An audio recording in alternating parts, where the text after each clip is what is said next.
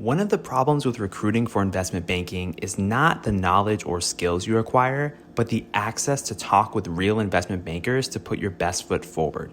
Our sponsor, WSO Academy, can provide those connections with 60 head mentors who are finance professionals at top firms like Goldman, Centerview, and JP Morgan.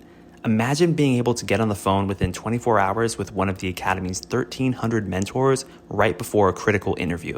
Get on the waitlist for WSO Academy today by clicking the link in the show notes or by visiting wallstreetoasis.com/academy.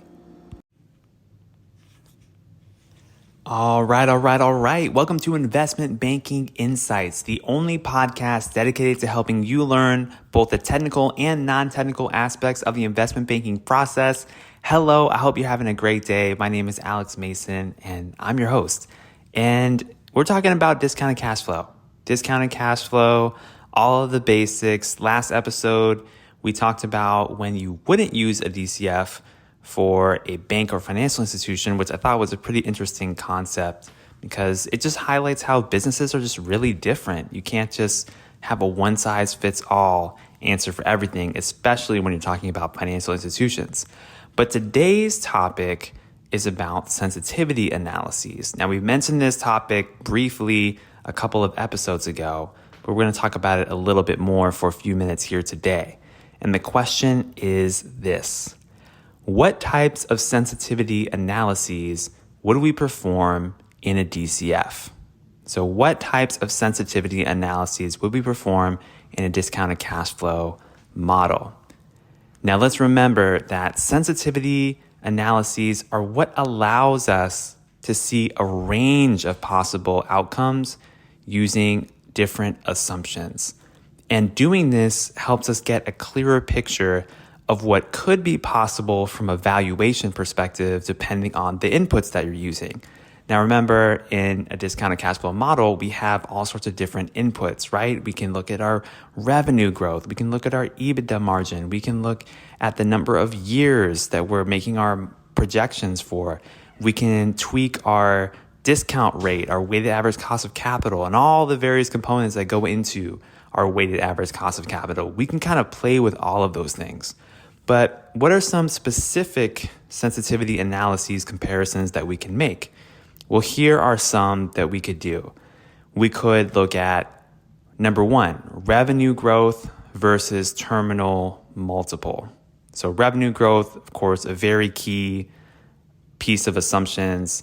If you're assuming revenue is going to grow at 5% versus 7% or 15%, you're going to get very, very different numbers in your ultimate valuation. And you can compare that versus the terminal multiple. You could also compare, number two, EBITDA margin versus terminal multiple. So your EBITDA margin, how much margin is this business making? And remember that margin is this concept of kind of like profit is kind of how I think about it. Like after the cost of goods sold is accounted for, what is left over after that, basically. So what do you have in terms of your margin?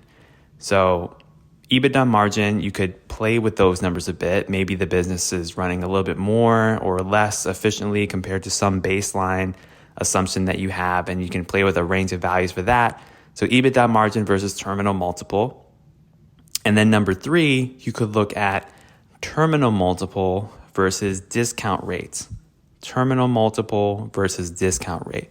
Remember, our terminal multiple is something like, we could look at EBITDA multiple, for example. So maybe 5 times EBITDA or 7 times EBITDA as far as what we expect the business to trade for at the end of the period in our discounted cash flow model.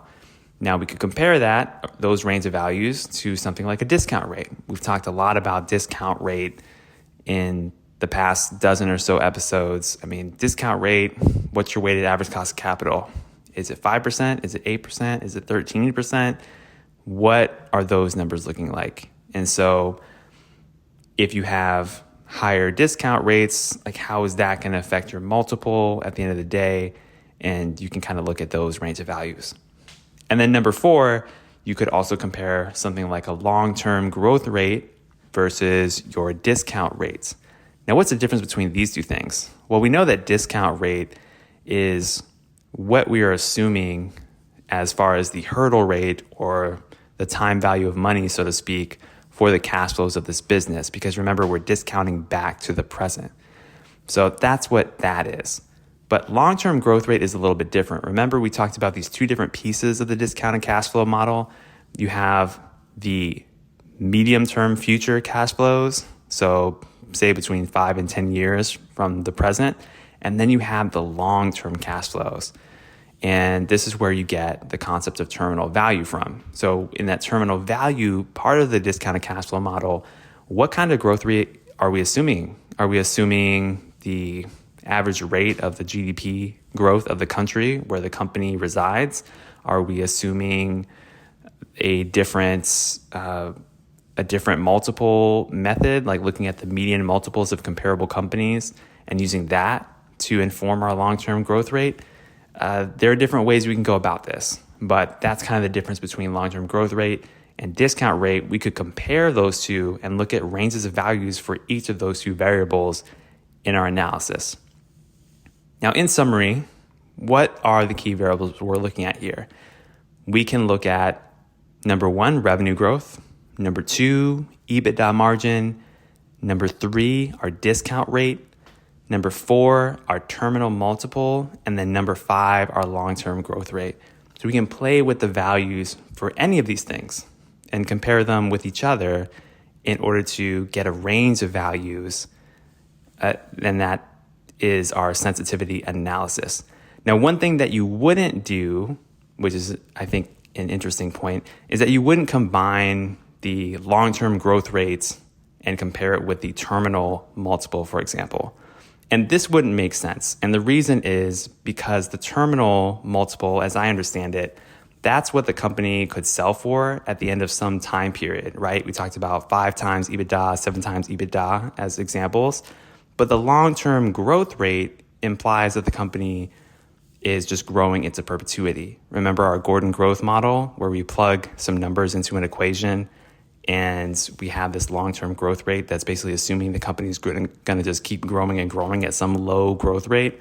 So that's kind of how I understand it. So you wouldn't compare those two things. You wouldn't compare long-term growth rate with the terminal multiple. But any of those other things that I mentioned as far as the variables in your sensitivity analysis, you could very much compare those. So that's how I see it. But that's what I got for you today here on Investment Banking Insights. I'm so grateful that you're listening to this show. I keep recording them and you keep listening, and I'm going to keep recording them because, man, I feel like, number 1, it's fun for me. First of all, I'm actually enjoying it. I hope you can tell. Number 2, I'm learning so much. And I know if I'm learning a lot, then you're learning a lot. And thank you for your messages from those of you that have written to me and or messaged me and let me know that you are learning a lot too. So that just gives me so much joy to know that I'm helping you out. So thank you so much for continuing to listen. Next time on the show, we're going to be talking more about DCFs, but we're going to be talking about how debt plays into the whole concept of a DCF. Kind of interesting discussion. So we'll get to that next time on Investment Banking Insights. Until then, have a great day.